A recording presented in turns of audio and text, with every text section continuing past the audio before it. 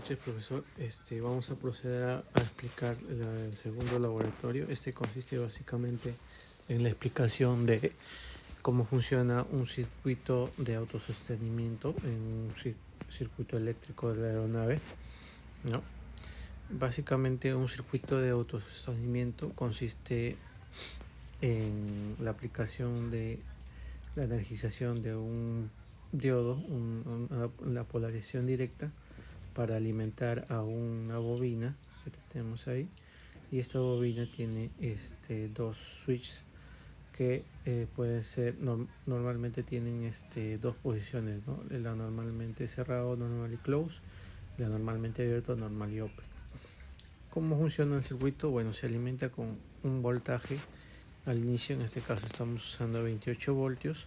Cuando activamos el pulsador de arriba, el que es el botón, cerramos circuito, alimentamos el circuito, el diodo que está, digamos, en la posición horizontal, hacemos una polarización directa, entonces se cierra el circuito porque el otro pulsador, que es el botón de reset, está cerrado. Entonces la corriente va a buscar cerrar el circuito y se va a activar la bobina. En ese momento, al activarse la bobina, el terminal que está normalmente abierto va a pasar a estar cerrado. Se va a generar la corriente va a pasar, va a cerrar el circuito por ese lado de la bobina, y al soltar el pulsador, el diodo de que está en posición vertical va a quedar no va, bueno, en ese momento hace un sistema, va a ser un sistema de seguridad, ¿no? Porque cuando yo suelte el botón de reset, apriete el botón de reset, se va a cortar la energía. Entonces la bobina va a tener un circuito de protección con ese diodo. Básicamente ese es un circuito de autosostenimiento. Los elementos que se emplean son los diodos rectificadores, una bobina solenoide y unos pulsadores, ¿no? Cuando aplicamos el circuito, armamos el circuito, bueno, en este caso en el laboratorio hemos tenido esto, ¿no? Este circuito, este elemento. Se ha tenido bastante cuidado con lo que es la unión de los conectores para evitar hacer cortocircuito. En este caso se ha hecho el circuito, se ha logrado obtener la parte final recién en el último intento, ¿no? Que fue como el cuarto intento. Entonces se debe tener cuidado con generar cortocircuitos y verificar que los elementos estén funcionando de manera adecuada, ¿no? Bueno, se utilizó en paralelo a la bobina, se utilizó un foco testigo para poder ver que el circuito estaba energizado una vez que se aprieta el pulsador de encendido, ¿no? También se verificó que al abrir el circuito de desactivación, el circuito se desenergizaba.